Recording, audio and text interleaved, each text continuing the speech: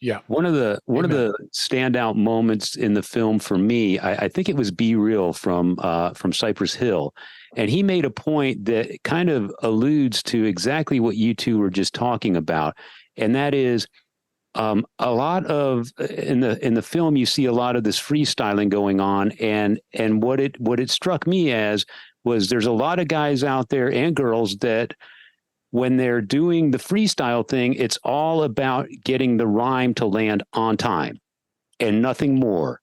So I don't care if it tells a story, if there's a lyrical theme to this, as long as as long as I rhyme koala bear with I don't care on time, I'm winning, right? By the way, can we props on that rap there? Can we just get Koala Bear and I don't care was actually a pretty complicated monosyllable. I mean, okay. MC Metal Dave. God damn, Metal Dave. MC Metal Dave. MCMD. Yeah, kicking it real.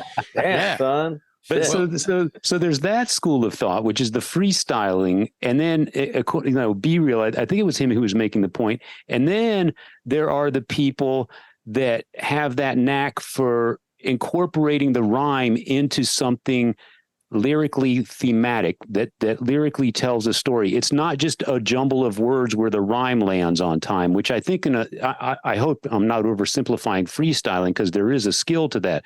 But if you take all the lyrics to a freestyle, if you captured them all on paper as they're being spit out, and then you looked at that paper, you'd go, what the hell is this? Right? Well, I think, no, not necessarily. I think with some people, yes. Like some people are just going for the sort of performance of it and the ability to just come up with the rhyme and keep it on time. And then, of course, you're watching them and they've got personality. It's like anyone else. It's like any other musician. It's like if you can just sort of keep going and be dazzling, like that counts. That puts you in the game. But the really good ones, and I say this because, like I said, I shot 120 performers, some of whom are the greatest of all time. And what I can tell you is that, like, there's a performer in the movie, for instance, named Micah 9. Micah 9 comes from a group called Freestyle Fellowship. Freestyle Fellowship are a West Coast group, and they came from a school or a school of thought that came out of a club called The Good Life. And The Good Life was like the CBGBs of South Central, essentially, in like the early 90s. So it was a club where if you went in there, everything had to be improvisational. Everything had to be off the top. You couldn't come in with some writtens. You'd get booed off the stage, Apollo style. And like big, huge rappers would come in there and they'd be like, get the fuck out of here with your fucking pre-written rhymes. Like we got, Micah, we got freestyle. So, and the group that came out of that were like 4 ridiculously great MCs: AC Alone, Self Jupiter, Micah 9, and Peace. And these guys were the Eddie Van Halen, the Randy Rhoads, the George Lynch, the Warren DeMartini. Like these guys were the best, and they formed a group that were the best. And they were sort of along the lines of the Far Side, if you guys know the group, the Far Side. Like Far Side were sort of the more commercial version of what this scene represented. Freestyle Fellowship was like the real true thing.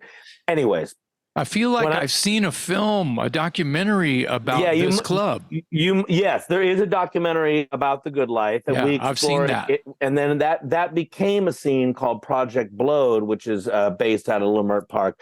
But so early on, when I was doing the podcast content, that became sort of the nexus of this show, I knew, just because I'm a hip hop fan and I'm from Los Angeles, I knew like, okay, The Good Life, Project Below, Leimert Park, like that's kind of like the scene, you know what I'm saying? Like that's where, if I'm gonna go make a show about rapping and freestyling, like I should probably go down to Leimert Park and start talking to these people, right?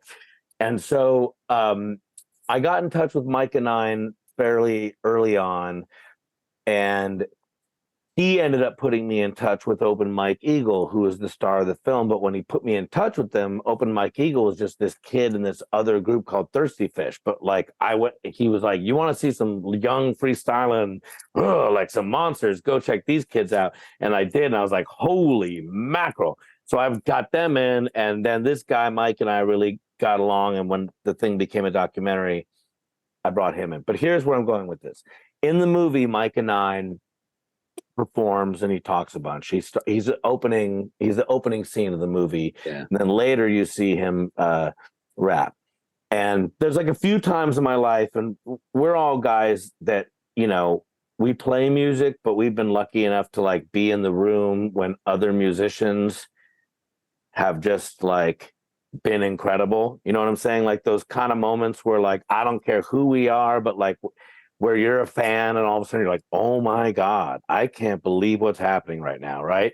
So I was in this room one time. It was the first time I met Mike and I knew who he was. I knew he was one of the dopest freestylers. I'd seen Freestyle Fellowship live. I was a fan, but he came in, and the only thing I can explain, or the only way I can put it would be like in the Matrix when like everything stops and like, you know what I mean? Like the molecules all of a sudden are like splitting and like everything's in slow time, or it was like Houdini levitating. Like basically what he did, he was going completely off the top, totally musical. Going back to your thing, Dave, like if you printed out what he was saying, it was the most beautiful artistic poem you've ever thought of, read in your life. He's talking about butterflies, it being captive in a jar, but the light's hitting them and they come out of the holes, and just like some shit that would, you know, a normal poet might take 6 months to come up with that shit. And he's just like, brrr, and I was just sitting there like with a camera on him going like, holy shit. Like what? Like it was like I could like see every atom in the room. I could see every molecule. Yeah. So like when you see shit like that, that's where I was kind of like, man, how is this not a story? How is this not a movement? How has no one told this side of this music? Because normally people talk to rappers and they just want to know, when did you sell crack and how many times did you get shot and who did you fuck? Right. And I'm like, that's to me is actually like the 3 least interesting things about every single rapper I like. Yeah. Like the ones I like, I'm like, how did you think of that? Well, you're also an artist, so you kind of come at it from that perspective too. And maybe the casual spectator is just interested in the sensational headlines or whatever. But you sort of have some insight because you're a musician, so it kind of makes sense that you might look for something a little deeper on an artistic level. Yeah, but I think also I think most fans of the music, just like you guys, and we're all fans of metal and punk rock and classic rock and all the stuff that we love. Like, I think if you love the music, you just, you know, if you really love the music and you're not a casual fan, like, you know, it cuts through all that stuff. Like, it doesn't matter. You don't have to be white, black, nothing. Like, it just, like, music connects with you on a level that is unexplainable. You know, I have a question. I have a question that goes back to earlier in this conversation, and it ties in with also with Dave's koala bear rhyme. By the way, thank you for bringing it back, because that's really been the most overlooked moment of this whole thing, was when Dave freestyled earlier. Yeah. And by the way, I need you to like isolate that, make that a meme. But that we're gonna bring Dave the rapper. We're gonna bring that guy out. I think that's a thing now. Koala bear with I don't care. Koala bear with I don't care. Yeah, Dave, he didn't go to college to get the knowledge to save the koala bear because he don't care. Damn! Whoa! Shit! See? Holy macaroni! See?